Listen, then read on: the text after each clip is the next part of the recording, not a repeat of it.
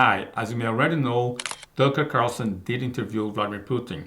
Now, one of the terms and conditions for that interview to occur was that the interview to be published as a whole, not editing. Now, I don't expect everyone here to have 2 hours to watch the entire interview. That's why I prepare what I believe to be the most important, significant moments of that interview. Now, taking into account that the interview was requested to be published as a whole, I really hope I don't do any injustice or give the wrong understanding of the message that Vladimir Putin tried to deliver as the answer to the questions that Tucker asked him. So without any further ado, let's get to the interview.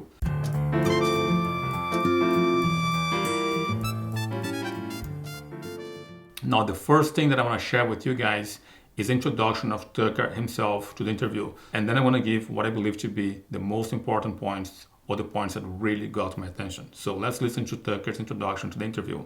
The following is an interview with the President of Russia, Vladimir Putin, shot February 6, 2024 at about 7 p.m. in the building behind us, which is, of course, the Kremlin. The interview, as you will see if you watch it, is primarily about the war in progress, the war in Ukraine, how it started, what's happening, and most pressingly, how it might end. One note before you watch. At the beginning of the interview, we asked the most obvious question, which is, why did you do this? Did you feel a threat, an imminent physical threat? And that's your justification. And the answer we got shocked us. Putin went on for a very long time, probably half an hour, about the history of Russia going back to the 8th century. And honestly, we thought this was a filibustering technique and found it annoying and interrupted him several times. And he responded he was annoyed by the interruption. But we concluded in the end, for what it's worth, that it was not a filibustering technique. There was no time limit on the interview. We ended it after more than 2 hours. Instead, what you're about to see seemed to us sincere, whether you agree with it or not. Vladimir Putin believes that Russia has a historic claim to parts of Western Ukraine. So our opinion would be to view it in that light, as a sincere expression of what he thinks. And with that, here it is. Now, I must admit that I do share the same feeling as Tucker, and I hope you guys can hear this with an open mind and at least accept the possibility that maybe Vladimir Putin is being sincere. So with that in mind, let's go to what I believe to be the most important moments, or the moments that really caught my attention. Towards the end, as Vladimir Putin ended his historical narrative, which was about half an hour, Tucker asked him, do you believe that Hungary has the same rights to take the borders as it was back in history? And this is the answer that Vladimir Putin gives to him. Do you believe Hungary has a right to take its land back from Ukraine, and that other nations have a right to go back to their 1654 borders?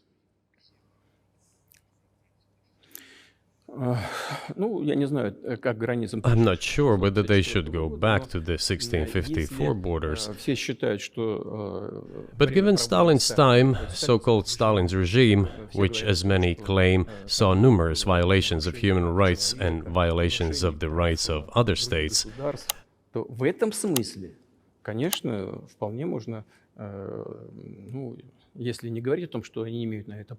one may say that they could claim back those lands of theirs while having no right to do that. It is at least understandable. Have you told Viktor Orban that he can have part of Ukraine?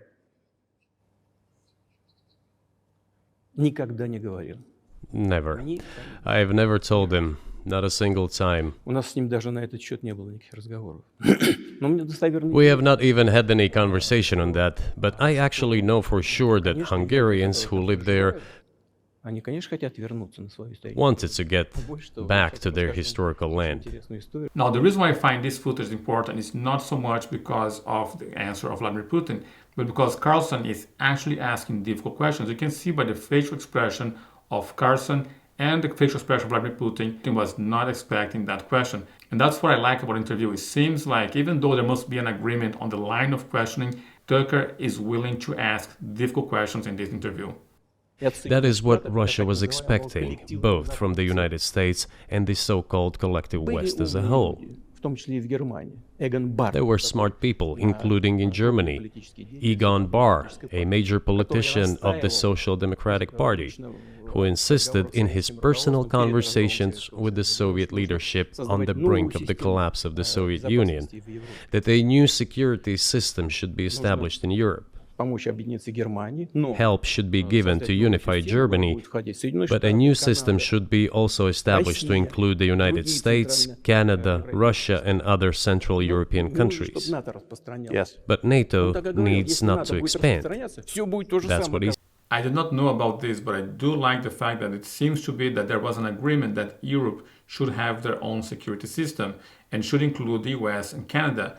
Now, I do agree that if that security system was there, there would be no need for NATO to come east. Now, this came as a surprise to me. I did not know about this. I did not know that there was this idea of creating another agreement, another military agreement between countries to create a security between Russia and Europe, and that should include the US and Canada. That was new to me, and it's not surprising, and it seems to be very logical, because that was one of the requests of Russia.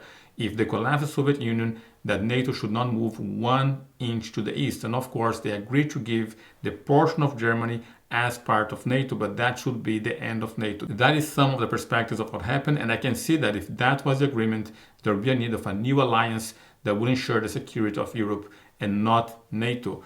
Now, let's listen to some more of what he has to say. That's what he said.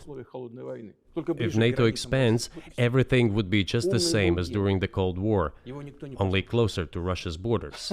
That's all.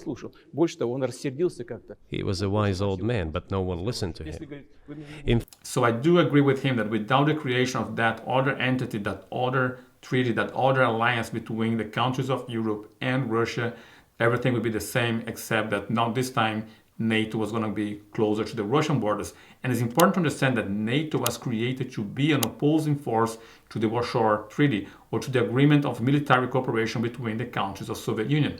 So NATO, if you look at it, was created to oppose Soviet Union. So I can see the logic and the reason behind that. I'm not saying it is true, but I can see the logic and the reason behind that. And I can also see that that is something that some leader of Russia would have as the best interest. I've made videos here talking about how the expansion of NATO towards Russia would be a point of concern. Link for that on the description below. So now let's continue listening to other parts that I believe to be important to share with you guys. Well, of course, it did come true, and you've mentioned this many times. I think it's a fair point, and many in America thought that relations between Russia and the United States would be fine with the collapse of the Soviet Union and the end of the Cold War, that the opposite happened. But you've never explained why you think that happened, except to say that the West fears a strong Russia, but we have a strong China the West does not seem very afraid of. Here I don't agree with Carlson. Here's where Tucker surprises me, because I find incredible that he actually asked this question. Because if there's one thing which is very evident, is that the US has every reason to try to prevent China from expanding its power. And China, on the other hand, has every reason to want to expand that power and to become a regional hegemony. If you want to find out more about that, link for that on the description below. Now let's continue with the interview.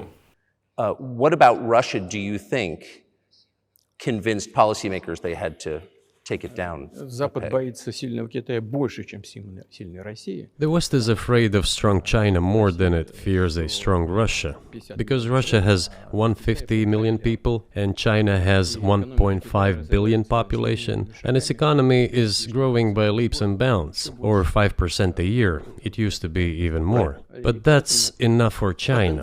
As Bismarck once put it, potentials are the most important. China's potential is enormous. It is the biggest economy in the world today in terms of purchasing power parity and the size of the economy. Now, one thing that I do agree with Vladimir Putin is that the population of Russia does not really represent a threat to the US, but the amount of the large population of China does represent a threat, because the size of your army, it is a key determinant to whether or not you can win a war. Now, I'm not sure about the comparison that he's making where he talks about China already surpassing the US. I have questions about that. I have actually made a video about the US versus China and how China is not really that strong in comparison to the US. I'll have to make more research about this and make another video in the future. Now let's go back to Vladimir Putin and what he's saying. It has already overtaken the United States quite a long time ago, and it is growing at a rapid clip.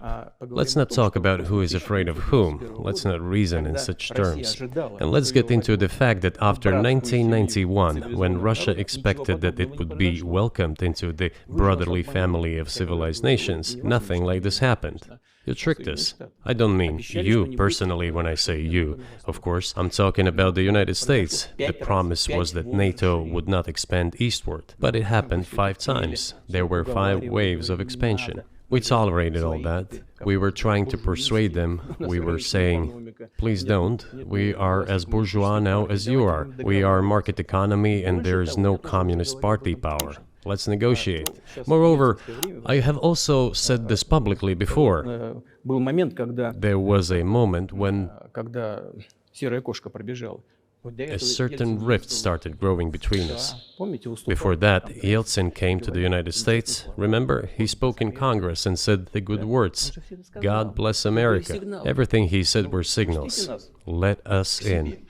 Remember the developments in Yugoslavia before the Yeltsin was lavished with praise? As soon as the developments in Yugoslavia started, he raised his voice in support of Serbs, and we couldn't but raise our voices for Serbs in their defense. I understand that there were complex processes underway there, I do, but Russia could not help raising its voice in support of Serbs, because Serbs are also a special and close to us nation, with Orthodox culture and so on. It's a nation that has suffered so much for generations. Well, regardless, what is important is that Yeltsin expressed his support. What did the United States do? In violation of international law and the UN Charter, it started bombing Belgrade. It was the United States that let the genie out of the bottle. Moreover, when Russia protested and expressed its resentment, what was said? The UN Charter and international law have become obsolete. Now, I'm not sure about the whole details of what Vladimir Putin is saying, but I have been to Belgrade and I have seen the results of the bombing. Some buildings, the government does not allow you to repair the building because it must be served as a reminder. There's a lot of destruction of the bombing of Belgrade. And for the record, the areas that were bombed, they were not military bases. They were civilian areas that were bombed, and the buildings are there with the marks of the bombing to serve as a reminder. Now everyone invokes international law, but at that time they started saying that everything was outdated. Everything had to be changed. Indeed, some things need to be changed, as the balance of power has changed. It's true, but not in this manner. Yeltsin was immediately dragged through the mud, accused of alcoholism, of understanding nothing, of knowing nothing. He understood everything, I assure you. Well, I became president in 2000. I thought, okay, the Yugoslav issue is over, but we should try to restore relations. Let's reopen the door that Russia had tried to go through. And moreover, I said it publicly, I can reiterate. At a meeting here in the Kremlin with the outgoing President Bill Clinton, right here in the next room, I said to him, I asked him, Bill, do you think if Russia asked to join NATO, do you think it would happen? Suddenly he said, you know, it's interesting. I think so. But in the evening, when we met for dinner, he said, you know, I've talked to my team. No, it's not possible now. So this I already knew as well, that Russia had asked to be part of NATO, but not know it was directly with the conversation with Clinton. And another thing that Putin is going to point here, which I think is important to share, is that Bill Clinton said yes at first, and then he said no, not now. And one thing that Vladimir Putin makes clear here is that the president may not have as much control, as much power of decision as we think, because he's going to mention another instance in which he talked to a president of the US and he got a yes from the president, and yet things did not pass. And I think this is one of the things that's different between Russia and, of course, the US, where in the US you have a democratic system where you have the president and you have a parliament or a Congress that does not allow the president to do whatever he wants. But it's quite interesting to hear him saying, he doesn't say that, but what I feel like he's trying to say sublinear, not directly, is like he makes deals with presidents in the US and things do not happen, whereas if you make a deal with him in Russia, that is very likely to happen. So let's listen to the other portion where he makes a deal, where he asks a question of a president, he gets a yes, and then the result is a negative answer. Nevertheless, after that we tried to build relations in different ways. For example, the events in the Middle East, in Iraq. We were building relations with the United States in a very soft, prudent, cautious manner. I repeatedly raised the issue that the United States should not support separatism or terrorism in the North Caucasus. Now, the North Caucasus is our area in Russia, and it's apparently Vladimir Putin is talking about how the US has support separatist movement and opposition to Putin within the country. Listen to this. But they continue to do it anyway. and political support, information support, financial support, even military support came from the United States and its satellites for terrorist groups in the Caucasus. I once raised this issue with my colleague, also the President of the United States. He says, "It's impossible. Do you have proof?" I said, "Yes." I was prepared for this conversation, and I gave him that proof. He looked at it, and you know what he said? "I apologize, but that's what happened." I'll quote. He says, "Well, I'm gonna kick their ass." We waited and waited for some response. There was no reply. I said to the FSB director, "Write to the CIA, what is the result of the conversation with President?" He wrote once, twice, and then we got a reply. We have the answer in the archive. The CIA replied, "We have been working with the opposition in Russia. We believe that this is the right thing to do, and we will keep on doing it." Just ridiculous. Well, okay. We realized that it was out of the question. Forces in opposition to you. So you're saying the CIA is trying to overthrow your government. Of course, they meant in that particular case the separatists, the terrorists who fought with us in the Caucasus. That's who they called the opposition. This is the second point. Now, that was the second instance where a president said yes and they agree with something and something did not happen. Now, I was going to give you a third instance. Pay attention to this. The third moment is a very important one. Is the moment when the US missile defense system was created. The beginning. We persuaded for a long time not to do it in the United States. Moreover, after was invited by Bush Jr.'s father, Bush Sr., to visit his place on the ocean, I had a very serious conversation with President Bush and his team.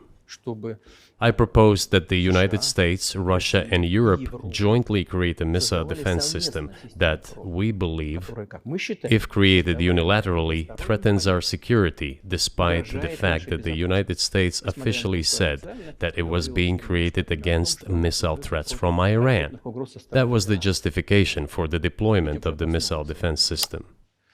I suggested working together, Russia, the United States, and Europe. They said it was very interesting. They asked me, "Are you serious?" I said, "Absolutely." Let me ask, what year was this?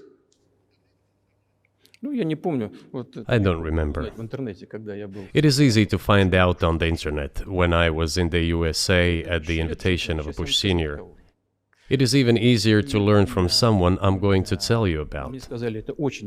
I was told it was very interesting.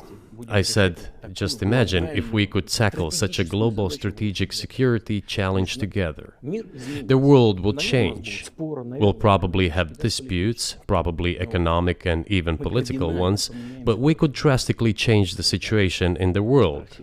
He says yes, and asks, "Are you serious?" I said, "Of course. We need to think about it," I'm told. I said, "Go ahead, please." Then Secretary of Defense Gates, former Director of CIA, and Secretary of State Rice came in here, in this cabinet, right here at this table. They sat on this table. Me, the Foreign Minister, the Russian Defense Minister on that side. They said to me, "Yes, we have thought about it. We agree." I said, "Thank God, great, but with some exceptions." So twice you've described U.S. presidents making decisions and then being undercut by their agency heads. So it sounds like you're describing a system that's not run by the people who were elected, in your telling. That's right, that's right. In the end, they just told us to get lost. I'm not going to tell you the details because I think it's incorrect. After all, it was confidential conversation. But our proposal was declined, that's a fact. It was right then when I said, "Look, but then we will be forced to take countermeasures. We will create such strike systems that will certainly overcome missile defense systems." Now, something I want to share with you guys here, which is my personal observation on this interview, I personally find beautiful, that Vladimir Putin does not give the response that he received from the other presidents or from the other people in America. He instead asked Tucker to ask the person themselves. He just takes the fact that his proposal was denied or his gesture was denied by the Americans. Now, I think what he's trying to say here is that with all these denials, and especially the fact that the US refused to receive him as part of NATO, seems like, at least in his view, in his mind, that seems to be the gesture of an entity or a country that does not ever want to see Russia as an ally or as a friend. So at least those are my thoughts after listening to this interview. The answer was, we are not doing this against you, and you do what you want, assuming that it is not against us, not against the United States. Now, on the missile issue, I cannot help but agree with Vladimir Putin. I tried to listen to this interview thinking as if I was the leader of Russia. And I can see that if I went to the opposing country, to America, and say, listen, let's work together on this missile defense, if I was refused, I would have the same response that he did. And apparently he was sincere and he said, I will have to do other things. If you do not accept my help, I would have to take other measures and go in a different direction. At least on his situation, I think I would do the same thing. What would you do on his place if you were in that situation? Please let me know that on the comments below. I said, okay. Very well. That's the way it went. And we created hypersonic systems with intercontinental range, and we continue to develop them. We are now ahead of everyone, the United States and the other countries, in terms of the development of hypersonic strike systems, and we are improving them every day. But it wasn't us. We proposed to go the other way, and we were pushed back. No, I'm not an expert on military, but after hearing this, I cannot help but think it's a bad move to push a country that has such hypersonic missiles into alliance with China and possibly Iran. Now, the footage I'm going to share with you guys now is a footage that comes right after Vladimir Putin said to Tucker that he did ask NATO or US not to try to bring Ukraine into NATO, and they did not listen to him, and they tried to prepare Ukraine to be part of NATO, and he did not like that. Now, what he's going to say is about the declaration of independence of Ukraine. I think that's something that was really important. I did not know about that, but I find it significant to his point. And during the elections in already independent, sovereign Ukraine, which gained its independence as a result of the Declaration of Independence, and by the way, it says that Ukraine is a neutral state, and in 2008, suddenly the doors or gates to NATO were open to it. Oh, come on. So I do see his point. If you list yourself as a neutral state and then you become part of NATO, that means you're not actually neutral. This is not how we agreed. Now, all the presidents that have come to power in Ukraine, they relied on electorate with a good attitude to Russia in one way or the other. This is the southeast of Ukraine. This is a large number of people. And it was very difficult to dissuade this electorate, which had a positive attitude towards Russia. Viktor Yanukovych came to power, and how? The first time he won after President Kuchma, they organized a third round, which is not provided for in the constitution of Ukraine. This is a coup d'etat. Just imagine, someone in the United States wouldn't like the outcome. In 2014? Before that. No, this was before that. After President Kuchma, Viktor Yanukovych won the elections. However, his opponents did not recognize that victory. The US supported the opposition, and the third round was scheduled. What is this? This is a coup. The US supported it, and the winner of the third round came to power. Imagine if in the US something was not to someone's liking, and the third round of election, which the US Constitution does not provide for, was organized. Now, here's another thing which I did not know about this third round of election. Now, I have not had the time to investigate that yet, but if you guys know something that says the contrary, please let me know that in the comments below. And we come to the last part that I feel like sharing with you guys. And the part is where Carlson asked him about the possibilities of negotiation and peace. Pay attention to what Vladimir Putin says. I wonder if that's true with the war, though, also. I mean, I guess I want to ask one more question, which is, and maybe you don't want to say so for strategic reasons, but are you worried that what's happening in Ukraine could lead to something much larger and much more horrible? And how motivated are you just to call the US government and say, let's come to terms?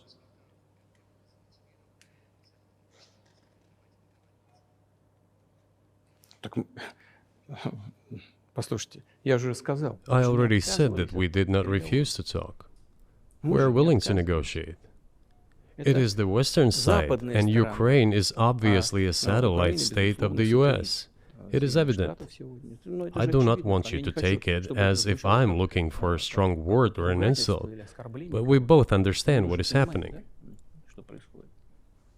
The financial support, 72 billion US dollars, was provided. Germany ranks second, then other European countries come.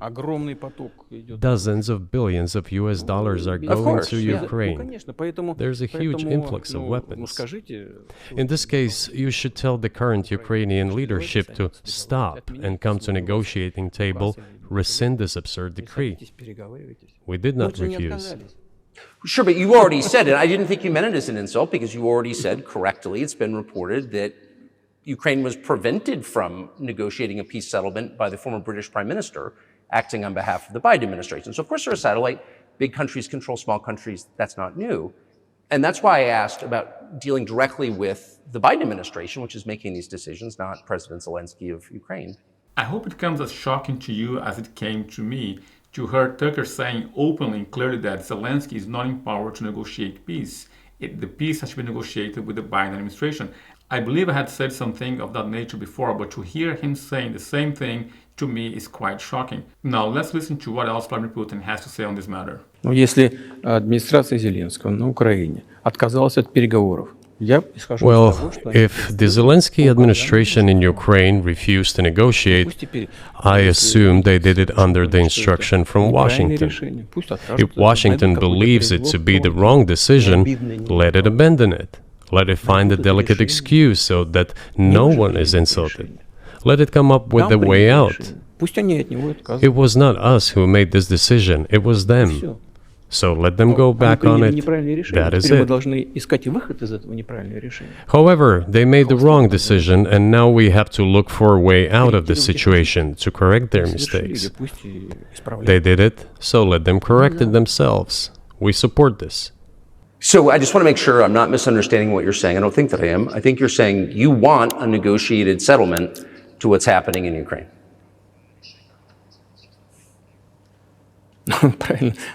Right. And we made it. We prepared a huge document in Istanbul that was initialed by the head of the Ukrainian delegation. He affixed his signature to some of the provisions, not to all of it.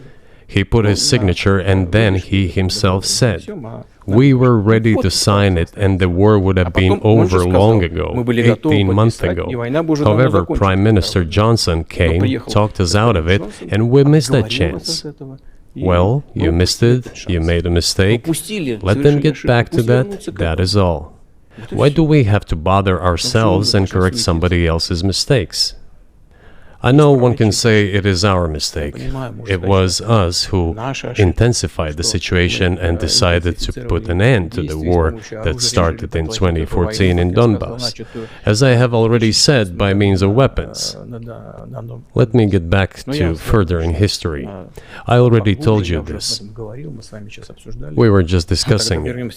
Let us go back to 1991, when we were promised that NATO would not expand, to 2008, when the doors to NATO opened to the declaration of state sovereignty of Ukraine, declaring Ukraine a neutral state.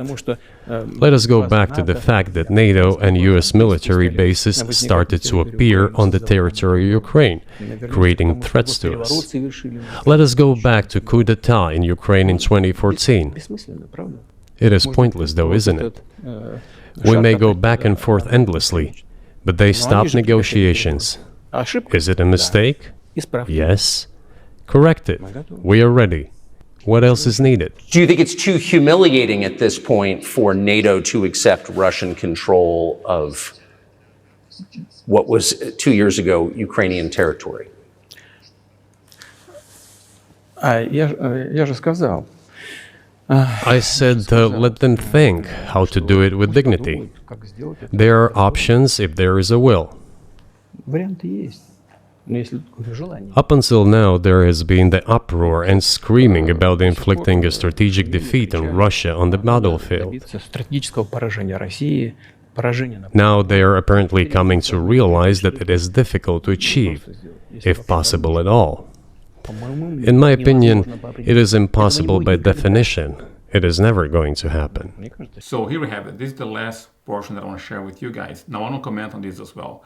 I do believe that he's right in the sense that the West and NATO already realize that they cannot get Ukraine to win. Ukraine has no victory plan. Ukraine has no victory strategy. The thing is, the more money you pour into Ukraine, they're not going to be able to win because in the end, in my view, what determines the victory is boots on the ground. And Ukraine does not have that. They do not have access to the level of technology that is required for them to win. They don't have enough soldiers. The only way for this to end in a victory to Ukraine, in my view, is that NATO gets directly involved, sending boots on the ground. But if they do that, there's a declaration of war to Russia. And that may end in a direct escalation of a war between NATO and Russia. And I don't think NATO nor Russia wants that.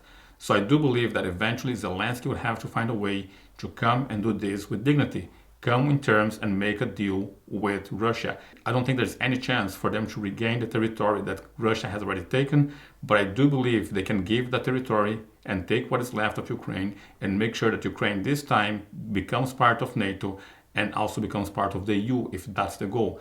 But I also believe Ukraine should then fight to have its own nuclear capacity. Those are my thoughts. What are your thoughts? Let me know that in the comments below. So with this, I finished the parts that I want to share with you guys. Now, there are other parts that I want to share with you guys, but I'd rather share on another video because the part that I think is significant is the part about the Nord Stream sabotage. And because I do have a video on the Nord Stream coming up, I do not feel like sharing that here and then sharing on that sabotage video. So if you want to find out about the Nord Stream and what Vladimir Putin said, please subscribe, click the notification bell so you're notified as soon as that video comes out. Now, another thing I want to make clear for you guys, I'm not defending any conflict, I'm not in any side of the war, I'm just defending that you have to hear both sides of the story. And I find really incredible that Tucker did get an interview with Vladimir Putin, and I think it's important for the West to hear the other side of the story as well. And with this, I wrap up this video, so please like, subscribe, click the notification bell, and above it all, share this video with someone else who you believe can benefit from this. This is it for now. See you guys in the next video. Kaboom. Goodbye.